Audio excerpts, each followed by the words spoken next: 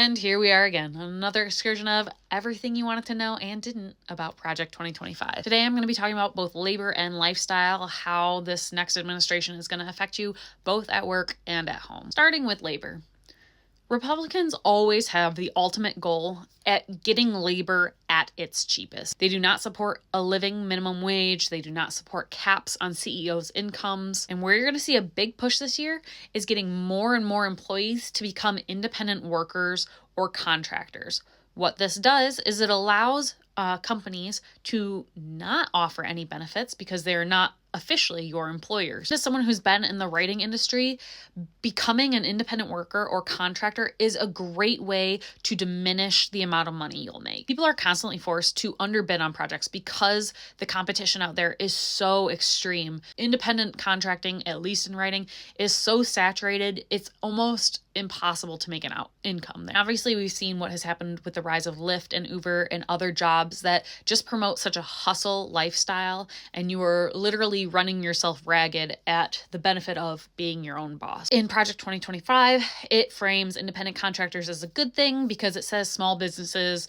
will not be able to run profitably without shifting from employees to independent contractors. The other side of the labor plan is to decrease and devalue education among the common populace. And one way they want to do this is by minimizing the need for bachelor degree requirements in all government jobs. Now, that's not to say I don't agree that some jobs shouldn't require a bachelor's degree. There are some that are obviously easy enough to learn for those who don't have a college education. However, there's also been a steep increase in lack of critical thinking skills, in literacy, in the ability to write. They're not saying you should pick and choose which jobs should require a BA or not.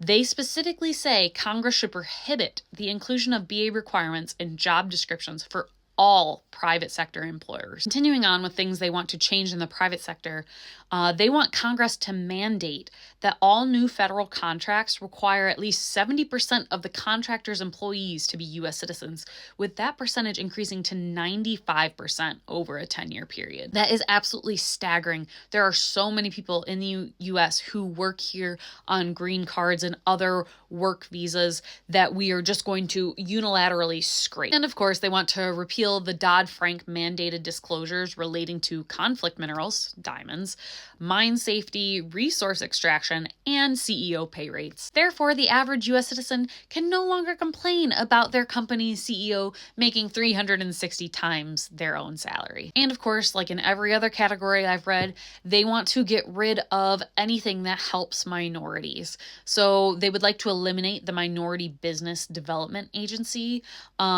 but they do stipulate that is unlikely to happen. And so they should turn their focus to extol the evils of socialism and communism and the destructive effect of taxes and regulations on small business. Essentially, their goal is to brainwash you into believing that capitalism is the only option. And then I thought I actually read something that might be beneficial because they talk about encouraging Sabbath rest by offering time and a half on Sundays. And even if you're not religious, who could be upset by that? But then they specifically say that employers who are legally required to have their employees work around the clock would be exempted. So the people who work in hospitals and are first responders, because they have to work on Sundays, they don't deserve time and a half. Please make that make sense. If anything, those are the people who deserve that time and a half. Specifically focusing on the employee protections they want to cut. They want to stop collecting EEO-1 data, which can be used to support charges of discrimination in the workplace. And then they're also quoted as saying they want to eliminate disparate impact liability. What this essentially does is just offer protections for minorities in the workplace. But they argue that with interracial marriages in America increasing, many Americans do not fit neatly into crude racial categories.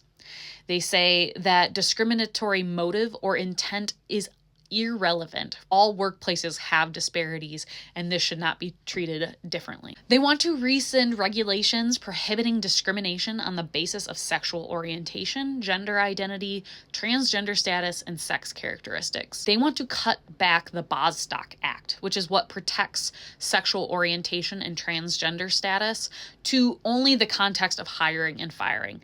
But they say that they do not want Bostock to protect the fact that there should be gender gender-neutral bathrooms, locker rooms, dress codes, etc. They also want to pass laws that would not allow you to obtain an abortion under any employee-sponsored benefit plans in which the employer has a belief system against abortion. On top of that, they want to issue an executive order that says religious employers are free to run their businesses according to their religious beliefs. That means denying customers the same service that others would receive who fit in their narrow-minded boxes. They, of course, also want to repeal the Unemployment Cares Act, which gives more money towards unemployment than it used to.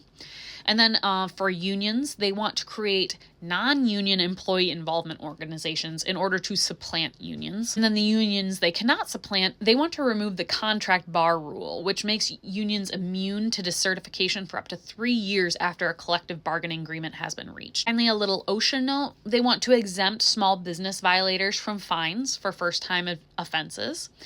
And they want to amend hazard order regulations to permit teenage workers in regulated jobs with parental consent. Now, we already know child labor exists in America. There's been so many stories lately about, children working in McDonald's, all the way up to children working in factory farms with dangerous equipment. And you're telling me there's not going to be parents that abuse this rule. Moving into lifestyle, one of their main goals right off the bat was outlawing TikTok. Now, Trump has expressed an interest in saving TikTok, and so we still don't know where that's going to lie. Now, for social safety nets, they want to re-implement work requirements for SNAP, meaning that those who would successfully apply would have to work at least 20 hours a week. They want to reevaluate the increases given to the Thrifty Food Plan, and they want to reject efforts to create universal free school meals because they are entitlement programs. And in terms of discrimination, they want to get rid of the terms sexual orientation, gender identity, gender equality, gender equity.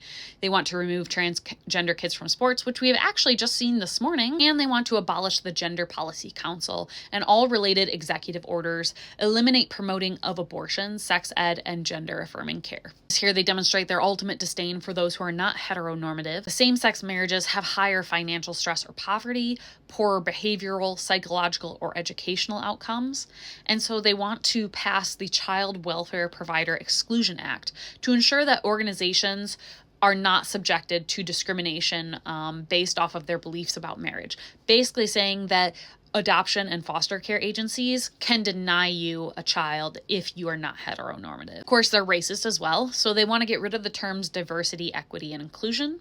They want to get rid of any training seminars about white privilege. They want to issue an executive order that bans all critical race theory and prohibits the federal government from using taxpayer dollars for such things. They also want to review race and ethnicity questions on the census, with their ultimate goal being if these people cannot be seen in numbers, then we can take away their rights without a lot of guffaw. And of course, they want to add citizenship questions to the census. Last things centered around children. First, they want to prioritize home-based childcare and not universal daycare, so that's not going to be cheaper for you. And they want to reevaluate baby formula excessive regulation, which I'm sorry, did we not just have this baby formula catastrophe happen? I want more regulations to make sure that this never happens again.